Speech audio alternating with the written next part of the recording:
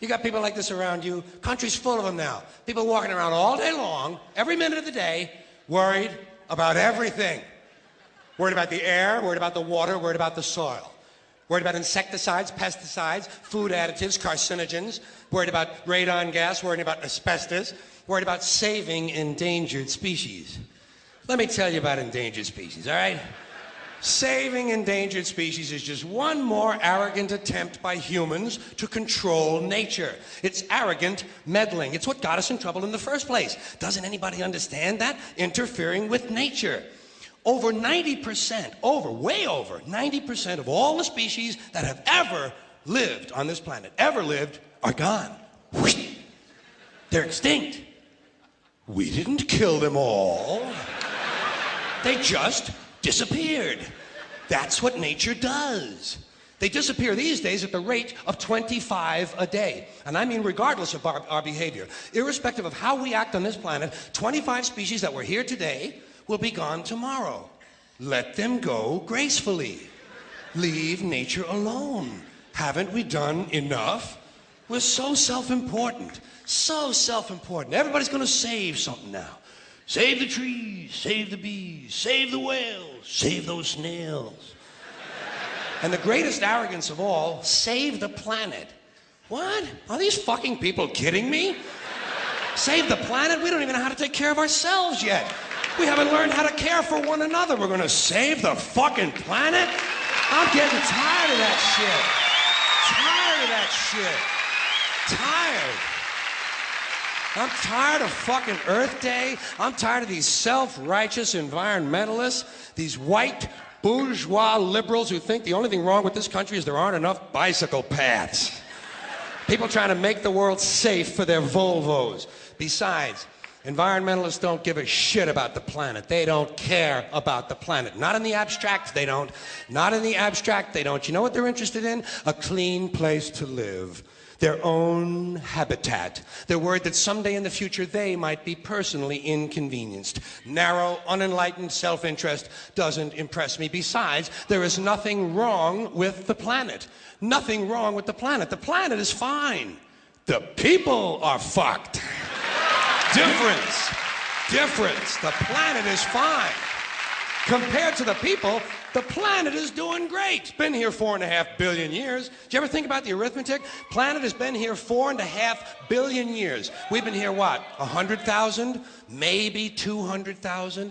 And we've only been engaged in heavy industry for a little over 200 years. 200 years versus 4.5 billion.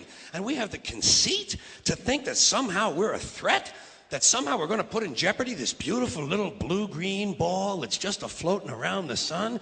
The planet has been through a lot worse than us. Been through all kinds of things worse than us.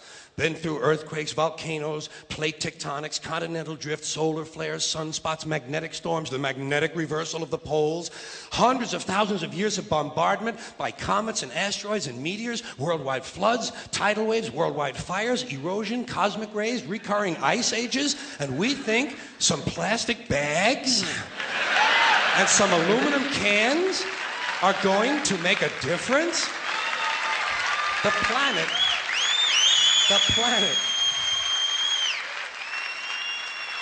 planet isn't going anywhere. We are. We're going away. Pack your shit, folks.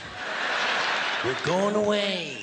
And we won't leave much of a trace either. Thank God for that. Maybe a little styrofoam. Maybe. Little styrofoam. Planet will be here and we'll be long gone. Just another failed mutation. Just another closed-end biological mistake. An evolutionary cul-de-sac. The planet will shake us off like a bad case of fleas. A surface nuisance. You want to know how the planet's doing? Ask those people at Pompeii who are frozen into position from volcanic ash how the planet's doing. Want to know if the planet's all right? Ask those people in Mexico City or Armenia or 100 other places buried under thousands of tons of earthquake rubble if they feel like a threat to the planet this week. How about those people in Kilauea, Hawaii who build their homes right next to an active volcano and then wonder why they have lava in the living room? The planet will be here for a long, long, long time after we're gone, and it will heal itself, it will cleanse itself, because that's what it does. It's a self-correcting system. The air and the water will recover, the earth will be renewed, and if it's true that plastic is not degradable, well, the planet will simply incorporate plastic into a new paradigm, the earth plus plastic. The earth doesn't share our prejudice towards plastic. Plastic came out of the earth. The earth probably sees plastic as just another one of its children. Could be the only reason the earth allowed us to be spawned from it in the first place. It wanted plastic for itself. Didn't know how to make it. Needed us. Could be the answer to our age-old philosophical question, why are we here? Plastic. Assholes. So, the plastic is here, our job is done, we can be phased out now, and I think that's really started already, don't you? I mean, to be fair, the planet probably sees us as a mild threat, something to be dealt with, and I'm sure the planet will defend itself in the manner of a large organism, like a beehive or an ant colony can muster a defense. I'm sure the planet will think of something. What would you do if you were the planet trying to defend against this pesky, troublesome species? Let's see, what might... viruses. Viruses might be good. They seem vulnerable to viruses. And viruses are tricky, always mutating and forming new strains whenever a vaccine is developed. Perhaps this first virus could be one that compromises the immune system of these creatures. Perhaps a human immunodeficiency virus, making them vulnerable to all sorts of other diseases and infections that might come along. And maybe it could be spread sexually, making them a little reluctant to engage in the act of reproduction. Well, that's a poetic note. And it's a start. And I can dream, can't I? See, I don't worry about the little things. Bees, trees, whales, snails. I think we're part of a greater wisdom than we will ever understand. A higher order. Call it what you want. Know what I call it? The big electron. The big electron. Whoa. Whoa. Whoa. It doesn't punish. It doesn't reward. It doesn't judge at all.